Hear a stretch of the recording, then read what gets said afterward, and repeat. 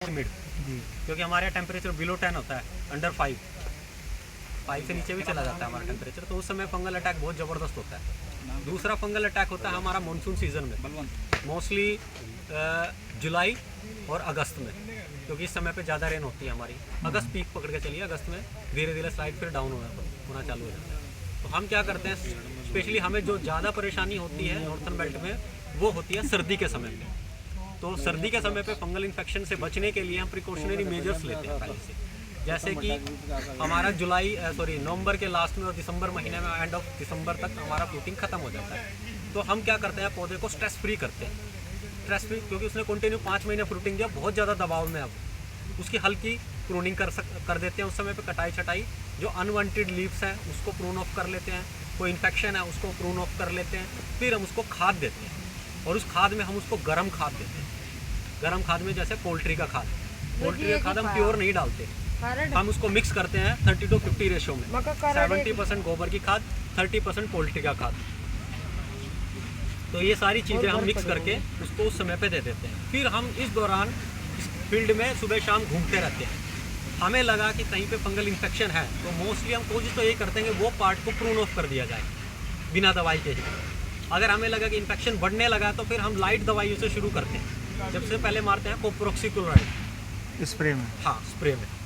उसके साथ में बैक्टीरियल इफेक्ट के लिए स्ट्रेप्टोसाइक्लिन हम मिक्स कर लेते हैं, ये कर लेते हैं। फिर उसके बाद में हम टेक्निकल के हिसाब से चलते हैं। अब वो कौन से टाइप की फंगस है उस हिसाब से, जैसे ब्राउन स्पॉट आ गया, तो उसके लिए जो टेक्निकल या दो दवाइयाँ जो मोस्टली हम यूज़ करते हैं, वो 2 दवाइयाँ हैं। एक है अमिस्टरटॉप, दूसरी है नेटिवो। तो ये काफ़ी हैवी दवाइयाँ हम चाहते हैं कि बहुत कम से कम यूज़ किया जाए। कोई भी फंगिसाइड कैसे काम करती है, कोई भी 2 तरह की फंगिसाइड होती है, एक सिस्टमैटिक फंगिसाइड होती है, एक कॉन्टैक्ट फंगिसाइड होती है। कॉन्टैक्ट तो फंगिसाइड है जो बाहर का आवरण है या पत्ते का सरफेस है, वहाँ काम करती है। वहाँ जो बीमारियाँ मोस्टली लगती है वो है रस्ट, लाल रंग का धब्बा आने लगता है, उसको वो कंट्रोल कर लेती है। सिस्टम के अंदर जो बीमारियाँ लगती है वो जैसे anthracnose, stem canker, brown spot, ये सिस्टम के अंदर फैलती है, पत्ते के अंदर। आपको पता नहीं चलेगा, लेकिन एट ए सडन आएगी फिर निकल के। तो उसके लिए हम जो फंगिसाइड यूज़ करते हैं वो सिस्टमेटिक फंगिसाइड यूज़ करते हैं। इनका तरीका कैसे है काम करने का, इनका तरीका ये है, कोई भी फंगिसाइड जब आप यूज़ करोगे सिस्टमेटिक, वो पत्ते के अंदर चली जाएगी। एंटर करने के बाद में वो क्या करेगी, जहाँ पे फंगस की कॉलोनी है उसको फीडिंग चोक करना चालू कर देगी, क्योंकि वो पत्ते के अंदर से ही फीडिंग लेता है। ये चोक करने के लिए वो क्या करेगी, फंगिसाइड पत्ते के अंदर वाटर कंटेंट खत्म कर देगी। जैसे ही आप स्प्रे करेंगे, आप तीसरे दिन ये नोट करेंगे कि पहले मेरा पत्ता काफ़ी मोटा था, अब पिचक गया, बिल्कुल पापड़ जैसा हो गया, श्रिंक कर गया।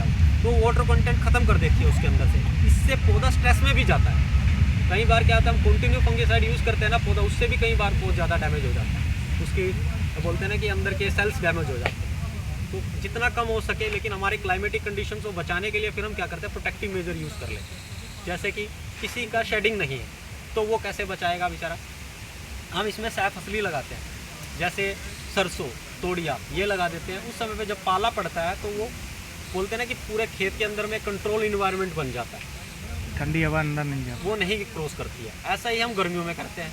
गर्मियों में हमें सनबर्न होता है, सनबर्न से बचाने के लिए हम सैफ असली लगाते हैं।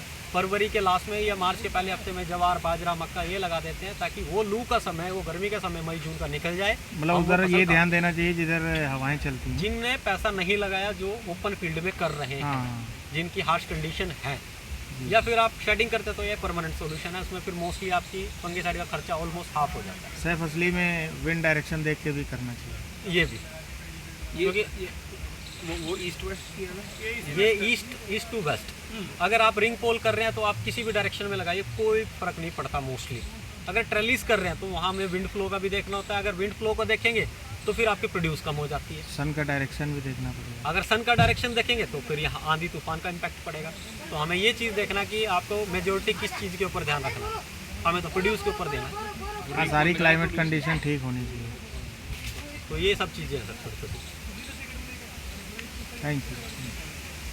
ये तो रिंग पोल में भी प्रोडक्शन सेम ही है कि नंबर ऑफ प्लांट के ऊपर खेला भाई। नंबर तो बताओ, तो भेजें प्लांट के ऊपर कैसे, मतलब कुल रिंग पोल में 2000 पौधे लगते हैं, ट्रेलिस में 8 भी